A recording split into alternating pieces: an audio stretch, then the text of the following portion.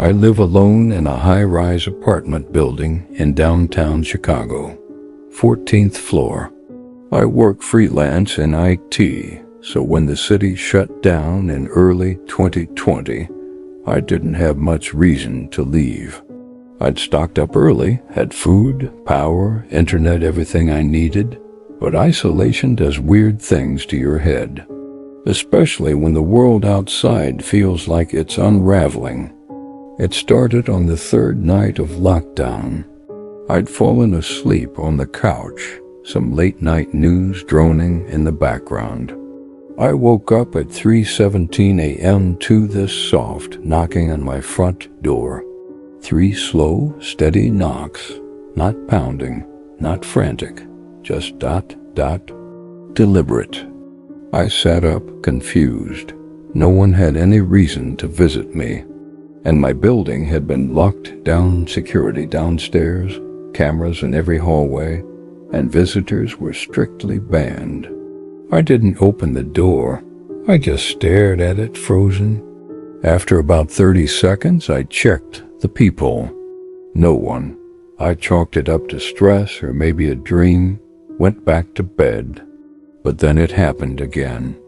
The next night, same time, 3:17 same knock, same number of raps. This time I was already awake, scrolling on my phone. When I heard it, I got up quietly and looked through the peephole immediately. Still nothing. But I swear I heard footsteps walking away. The hallway was empty when I checked. No sound. Just silence and that humming fluorescent light above my door.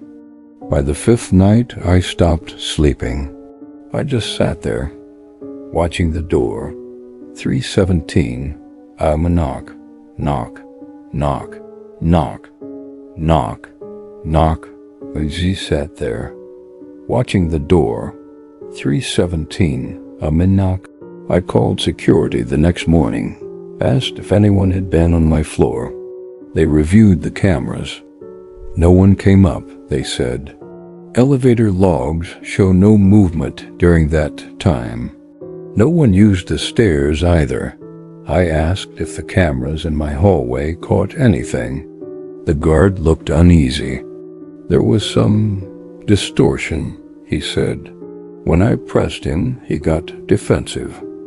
Told me it was probably a glitch. I started putting things in front of the door at night. A chair, my coat rack, even a few empty cans on the floor, just to hear if they got knocked over. It didn't matter. Night after night, 3 knocks. Always at 3:17. Never early, never late. One night I tried something different. I waited right by the door, phone in hand, camera recording. As the clock ticked past 3:16, I held my breath. The hallway was silent. And then knock, knock, knock. My phone's mic picked it up clear as day. But the peephole still showed nothing. When I played the audio back the next morning, I noticed something I hadn't heard in real time.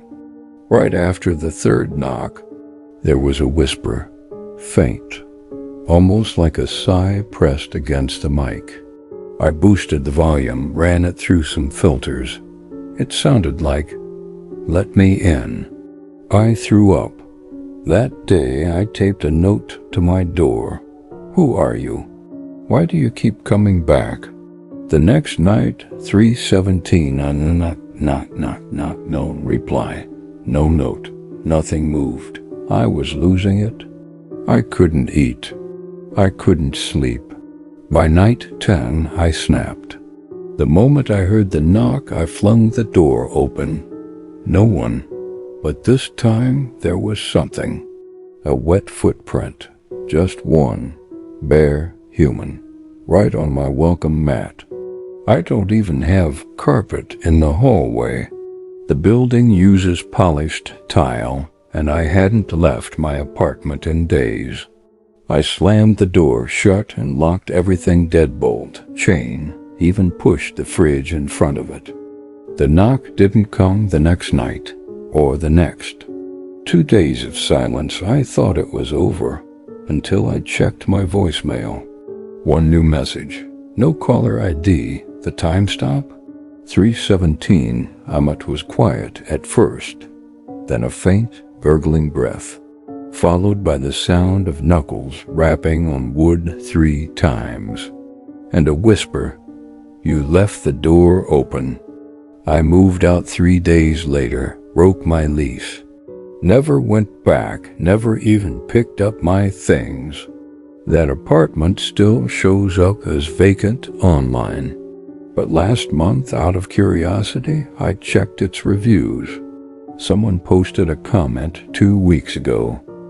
Does anyone else hear knocking at 3:17?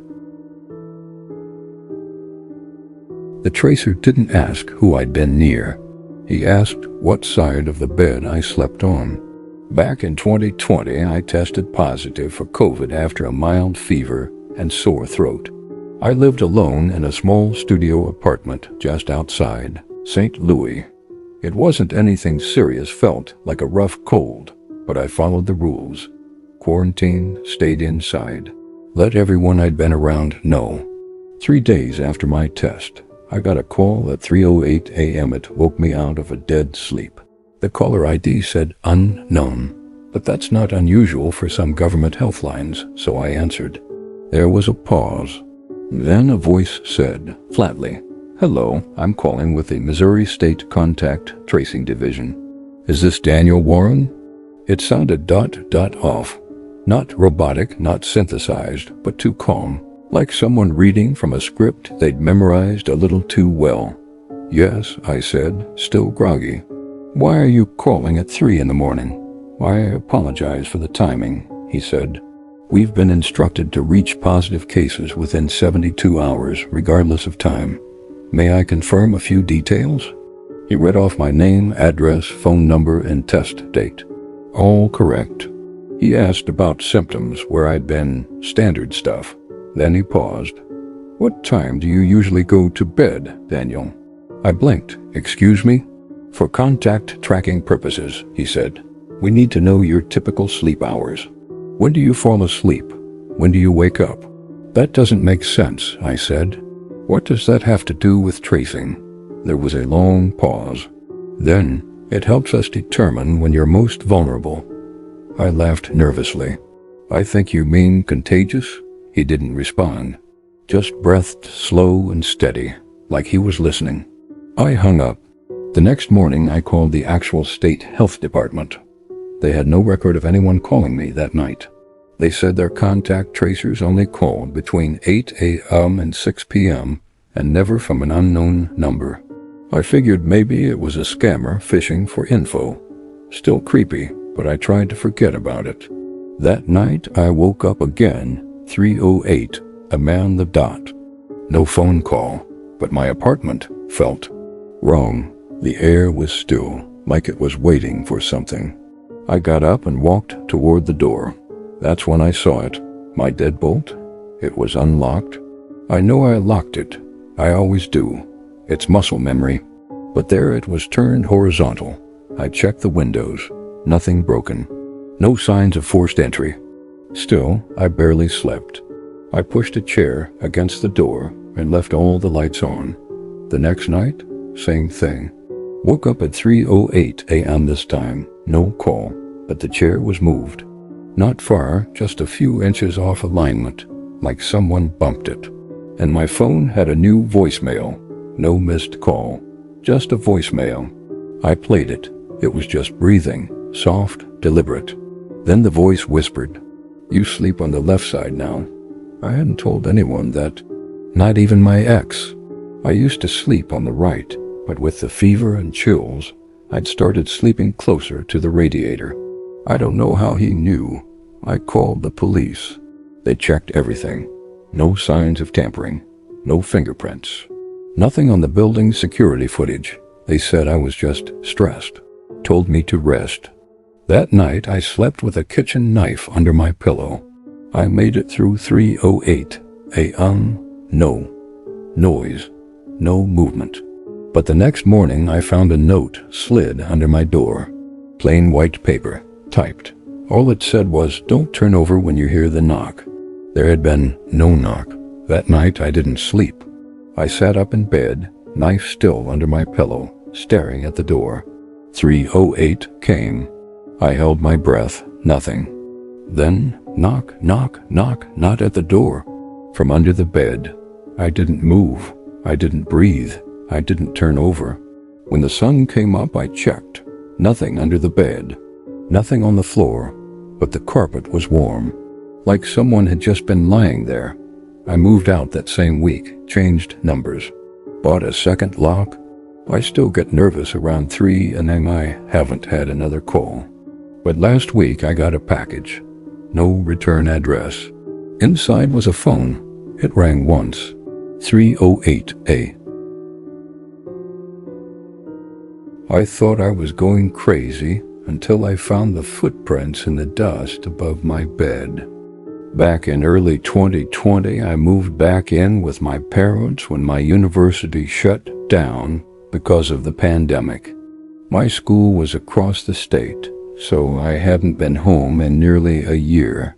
It felt weird being back in my old room, especially when everything outside felt apocalyptic. Empty shelves, quiet streets. Everyone hiding inside. The house had this unnatural silence to it, like it was holding its breath. My parents were still working remotely, and I mostly kept to myself in my room. At first, I chalked the noises up to being in an old house. Creaks in the floor, groaning pipes. Normal stuff. But after a week, I started noticing something odd. Every night between 2 and 3 a.m., I'd wake up to a faint sound above me. At first, it was a light shifting noise like someone adjusting their weight, then actual footsteps. I told myself it was squirrels, or maybe just the HE system cooling off. But one night, I was awake scrolling on my phone when it happened again. Clear as day, 3 slow, heavy steps directly above me. Then silence. The attic is right above my bedroom. It's not finished, just exposed beams, insulation, and boxes of junk. You can only get up there using a pull-down ladder in the hallway. I asked my dad if he'd been up there lately. He shook his head. Nope. Haven't touched it in months. Why? I told him what I heard. He laughed it off, said the house was just settling. That night I barely slept. I decided to test it. I laid out a thin layer of baby powder on the attic floor, right above my room.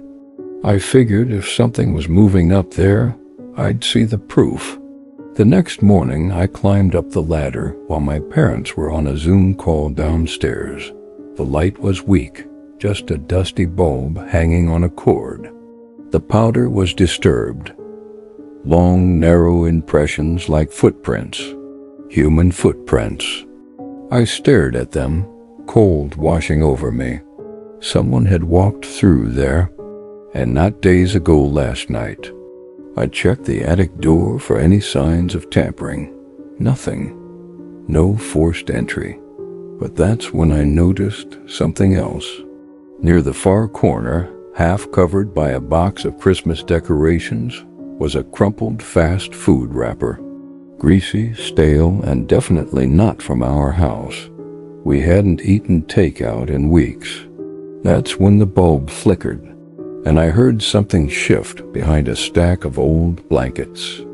I didn't look. I just got the hell out of there, slammed the ladder shut, and locked myself in my room. I didn't tell my parents, not yet. I didn't want to sound paranoid. But that night, I locked my door. Around 2:15 IE, I heard it again. The faint creaking above me, but then, dot, something new. A slow scratching sound right in the ceiling corner above my closet, like nails dragging softly on wood. Then whispering, I couldn't make out the words.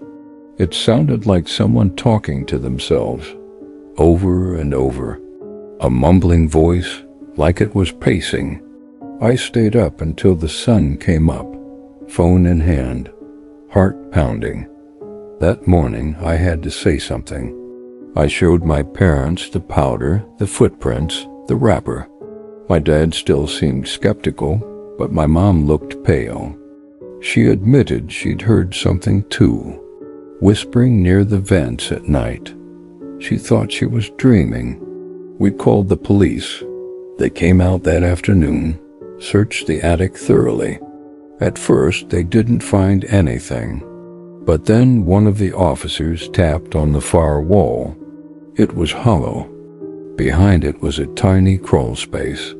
Inside, a thin, stained sleeping bag, a flashlight, a cracked phone, empty water bottles, trash, and a spiral notebook full of erratic writing.